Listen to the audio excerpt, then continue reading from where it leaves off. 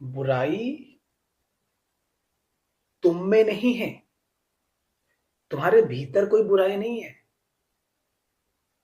अगर बुराई दिख रही है तो ये मत कहना कि तुम्हारे भीतर कोई बुराई है, तुम ही बुराई हो।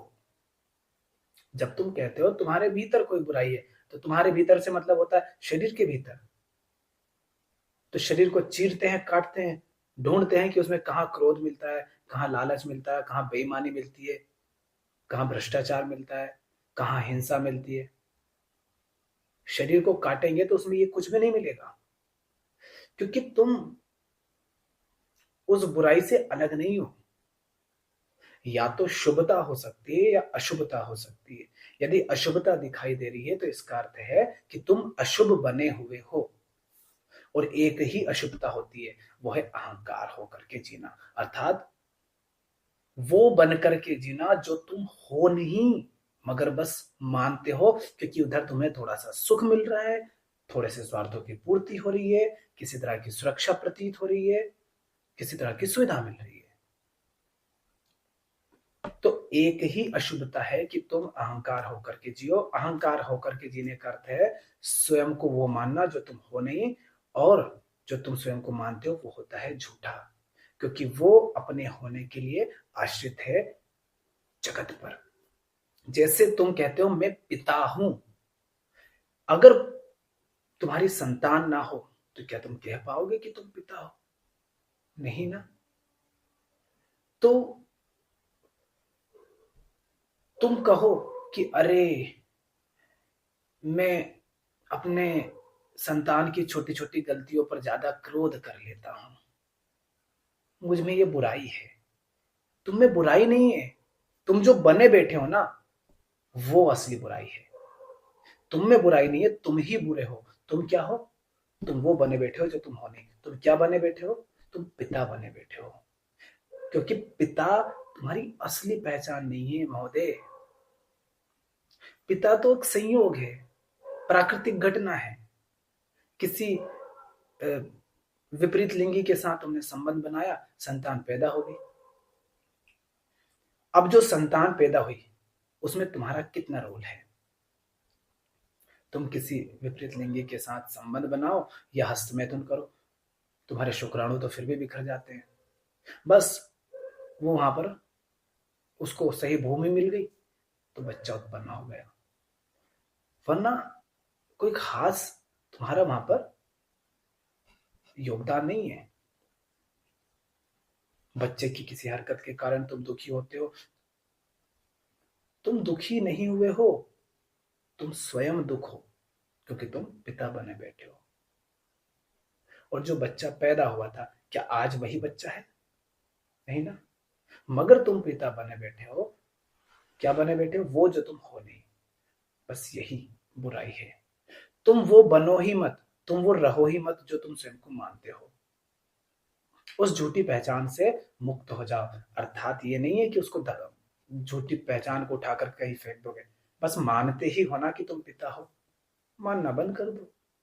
उसके साथ संबंध रहे, बच्चे के साथ, संतान के साथ संबंध रहे, मगर उसका पिता बनकर नहीं, व्यक्ति की तरह रहो उसके साथ। ऐसे रहो जैसे कि वो आपकी संतान नहीं है, जैसे कि उस पर आपका कोई एकाधिकार नहीं है, जैसे कि वो संतान मुक्त है आपसे। इस तरह रहो, फिर क्रोध करके दिखाओ। दुनिया में इतने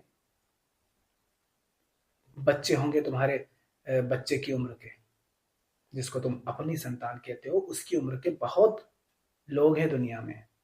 क्या तुम सब पर जाकर के क्रोध करते हो? क्या उन सब के कारण तुम्हें दुख होता है? नहीं होता ना। इसी के कारण क्यों हो रहा है?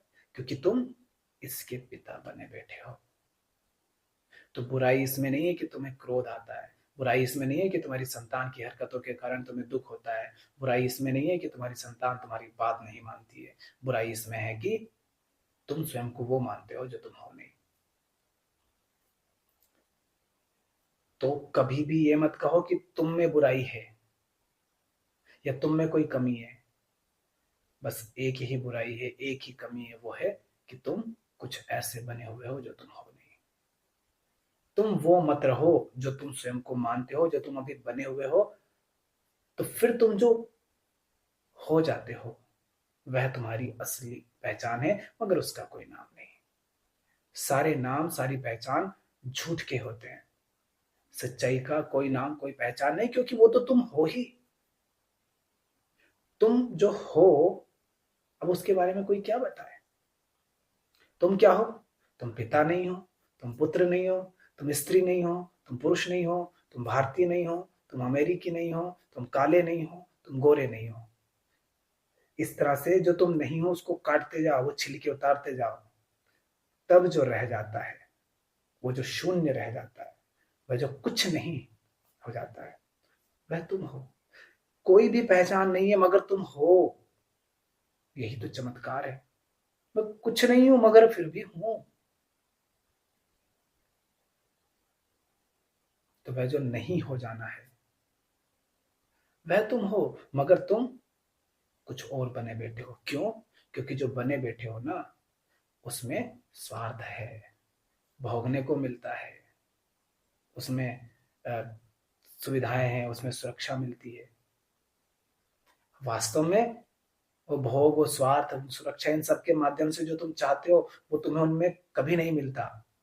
क्योंकि तुम्हें पैसा नहीं चाहिए, तुम्हें पैसे के माध्यम से भी कुछ और चाहिए होता है। इसीलिए जब पैसा मिल भी जाता है तो भी भीतर बेचैनी बनी रहती है, डर बना रहता है, असुरक्षा बनी रहती है, चैन नहीं मिलता।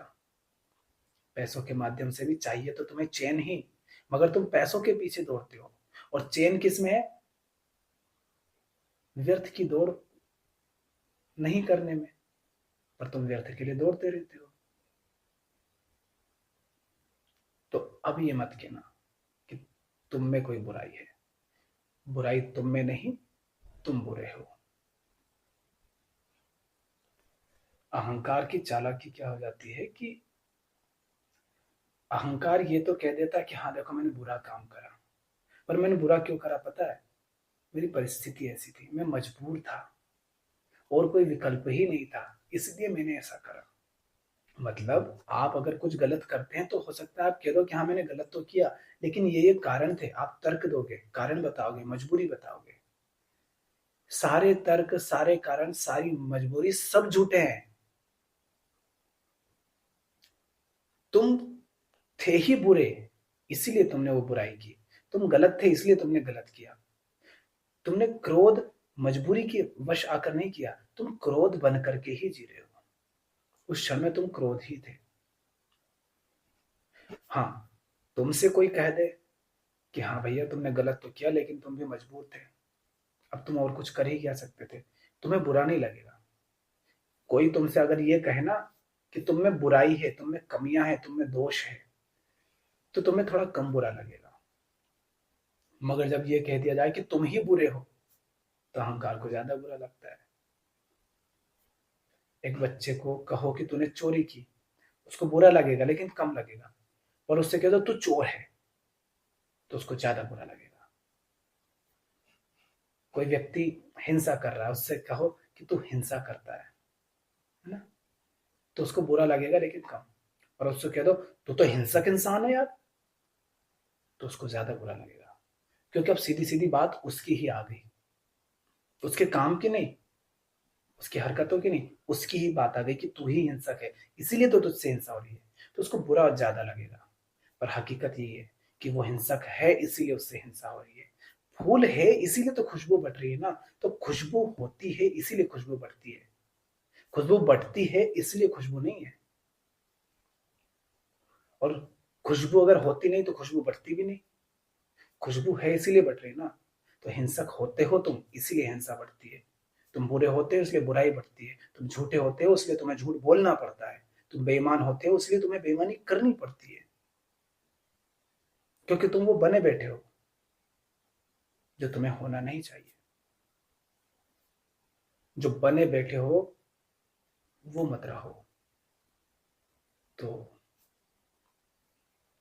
उसके होने से जो कुछ हो रहा है वो भी नहीं होगा। फूल बने बैठे हो तो भाई खुशबू तो बटेगी ना। फूल बने बैठे हो तो क्या होगा? खुशबू होगी, और खुशबू होगी तो खुशबू ही बटेगी। कीचड़ बने बैठे हो तो गंदगी होगी, गंदगी होगी तो गंदगी ही बटेगी। इसी तरह तुम जो बने बैठे हो ना, उसको कहते हैं अहंकार। जो तुम स्वयं को मानते हो, वो सारी झूठी पहचाने मिल करके, वो जो तुमने मान्यताएं पाल रखी है, वो जो तुमने संस्कार पाल रखे हैं, वो जो तुम रूढ़ियों को ढोते हो, परंपराओं को ढोते हो, झूठी पहचाने जो तुमने अपनी बना रखी है, जाति लगा रखी है, धर्म लगा रखा है, राष्ट्रीयता लगा रखी है, फलाने रंग के हो, फलाने रूम के हो, ये सब कुछ जो जोड़ रखा है तुमने मैं के साथ, वो सब झूठा है। उसकी सफाई करो, उसको धो डालो, उसको उसको जला डालो, बोध की अग्नि से, बोध के जल से। तब जो बने बैठो वो नहीं रहेगा। वो नहीं रहेगा तो उसके माध्यम से वो सब भी नहीं होगा जो हो रहा है। और ये सब कैसे होता है? ये होता है आत्मज्ञान से, स्वयं को जानने से, स्वयं को समझने से, अपने तन को, मन को, विचारों को, क्रियाओं को, प्रतिक्रियाओं को, अपने संस्कारों को, अपनी मान्यताओं को, अपनी वृत्तियों को, इन सबको जानने से, समझने से, देखने से ही आत्मज्ञान होता है। अर्थात आत्म अवलोकन से। अपने कर्मों का अवलोकन करो, विचारों का अवलोकन करो, देखो कि क्या चल रहा है, क्या हो रहा है, मेरी कामनाएं कहाँ से आ रही हैं, क्यों आ रही हैं, मैं जो प्रतिक्रिया करता हूँ किसी भी क्रिया के प्रति, वो प्रतिक्रिया क्यों उठ जाती है, कहाँ से उठ जाती है। कोई मुझे गाली देता है तो मुझे बुरा क्यों लग जाता है, कोई सम्मान देता है तो मैं खुश क्यों हो जाता हूँ, कोई भी चीज खाने पीने की दिखती है तो मैं क्यों उसकी ओर आकर्षित हो जाता हूँ, क्यों मेरे मुंह में लार आ जाती है। बाजार से गुजरता हूँ, बस गुजर ही रहा था, कुछ लेने के इरादे से नहीं गया था, लेकिन फिर भी इतनी सारी चीजों के प्रति मेरी कामनाएं क्यों उठ गई, क्यों मैं कुछ चीजें खरीद करके ले आया है। इस तरह से देखा जाता है। इसको कहते हैं अवलोकन। जो कुछ भी घट रहा है तुम्हारे साथ, तुम्हारे अंदर या बाहर, या तुम्हारे माध्यम से या तुम्हारे साथ, उस सब के प्रति सजग रहना, उसको देखते रहना, बेहोशी में कुछ भी ना हो, जो कुछ भी हो रहा है उसका पता हो, तुम्हारे ध्यान में वो हो। इसको कहते हैं आत्मावलोकन। इसी से आत्मज्ञान होता है, अर्थात खुद को देख पाते हैं कि मैं क्या होकर के जी रहा हूँ, क्या बन करके जी रहा हूँ, क्या चल रहा है इस तन में, मन में, आंख में, नाक में, कान में, इस पूरे शरीर में क्या चल रहा है, शरीर के माध्यम से क्या क्या चल रहा है, वो सब समझ आने लगता है। और जैसे जैसे समझ आता है, जैसे जैसे स्पष्टता आती है, आपके जीवन में आपके फैसले बदलते हैं, आपके चुनाव बदलते हैं, आपका खान पान बदलता है, आपका रहन सहन बदलता है, आपके आपका पहनावा बदलता है, आपके रिश्ते बदलते हैं, आपकी दोस्ती यारी बदलती है, आप क्या पढ़ते हैं, क्या लिखते हैं, वो सब बदलता है, आपके काम धंधे बदलते हैं, सब कुछ बदलाव आता है, अगर सचमुच समझ रहे हो तो स्वयं को। और जैसे जैसे स्पष्टता आती है, बदलाव आते जाते हैं, आपके जीवन में सहजता, सरलता आती है, सौंदर्य आता है, शांति आती है। वो सब मौजूद है, बस गंदगी के नीचे तुमने ढक रखे हैं। जैसे कि फर्श पर गंदगी हो जाती है तो फर्श तो मौजूद है, बस गंदगी हटानी है। तो जैसे जैसे गंदगी हटती है, वैसे वैसे सफाई का आविर्भाव होता जाता है। उसी तरह जैसे जैसे जीवन में आत्मज्ञान हटता है, बेहोशी हटती है, स्वयं के प्रति जो अज्ञान था वो हटता है, वैसे वैसे जो भीतर बोध है, जो साफ दृष्टि है बोध की, वो आती जाती है। जीवन बहुत अच्छे से समझ आने लगता है, निर्णय सहज हो जाते हैं, सरल हो जाते हैं, किसी तरह का द्वंद्व फिर रहता नहीं है, निर्विकल्प हो जाते हो, जीवन में प्रेम का आविर्भाव होता है, शांति आती है। बस यही है। फिर जो बुराई तुमसे हो पट रही थी, वो बुराइयां अपने आप समाप्त हो जाती, क्योंकि तुम बुरे रहे नहीं, तुमने सफाई कर ली, तुम नहा लिए बोध बोध के जल में। तुम बोध की अग्नि से कचरे को जला दिया तुमने, तब गंदगी रही नहीं, कचरा रहा नहीं, तो तुमसे वो बटेगी भी नहीं। अब जब तुम हो गए हो, वो तो प्रेम पूर्ण है तो उससे प्रेम बटेगा, बोध पूर्ण है तो उसके माध्यम से बोध बटेगा, वह आनंद पूर्ण है तो उससे आनंद बटेगा, शांति स्वरूपा है तो शांति बटेगी। तो या तो अहंकार होकर जी लो, अर्थात बेहोशी में, अज्ञान में जी लो, आत्म अज्ञान में जी लो, या फिर बोध में जी लो, प्रेम में जी लो, अर्थात आत्मज्ञान में जी लो। जी आपको देखना है कि आपको कैसे जीना है।